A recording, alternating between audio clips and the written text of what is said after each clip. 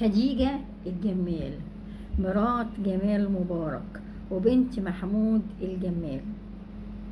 خديجة الجمال حظها صعب قوي، لكن واحدة ست شاطرة وبنت أصول ومتربية صح وعارفة الأصول الصح، وأنا بحترمها جدا وبكن ليها كل التقدير والاحترام. الأول خديجة الجمال مواليد 1984، بنت محمود الجمال رجل الأعمال الكبير والملياردير واللي بيبني عمارات وكومباوندات في كل مكان، وأشهر شريك في كومباوند نيو جيزة والقرى السياحية اللي مغرقة الدنيا كلها.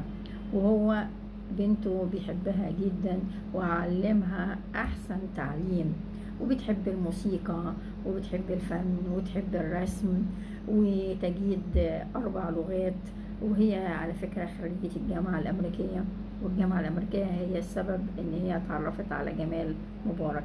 شافها في حفلة من حفلات الجامعة الأمريكية، كان معزوم هناك وهي كانت ماسكة المايك بتقدم الحفلة، وعرف إن هي بنت الملياردير محمود الجمال. وبعد كده اتقابلوا تاني في الساحل الشمالي، العيلتين اندمجوا مع بعض، وبعد كده اتخطبت لجمال مبارك. كان في فرق ما بينهم حوالي قد 14 سنة 15 سنة، ولكن هي قعدت معاه ولقيته إنسان كويس. ما حطتش في ذهنها إنها ممكن في يوم من الأيام هتبقى مرات رئيس الجمهورية، لكن الناس كلها قالوا إن هي دي مرات رئيس الجمهورية القادم مبارك من بعد ما يتوفى، هيبقى جمال مبارك الرئيس القادم. وبعدين الموازين اتقلبت كلها رأسا على عقلا، مبارك وجمال دخلوا السجن. ظهرت بقى الجدعنة وبنت الأصول، وقفت جنب جوزها، يعني باباها كان في السجن واتصدرت جزء من أمواله، وجوزها كان في السجن واتصدرت أمواله، وحماتها ست مريضة وتعبانة، وحماها برضو في السجن كان قاعد على كرسي متحرك وبيشيلوه. فكل ده كانت ظروف صعبة جدا، ده غير ان المظاهرات كلها كانت دايما تتكلم على سلبيات مبارك في الوقت اللي مبارك كان فيه في قلب السجن. وكل ده بعد فترة اتغير تاني واتشقلبت الموازين تاني، بس ما بقاش هو رئيس جمهورية.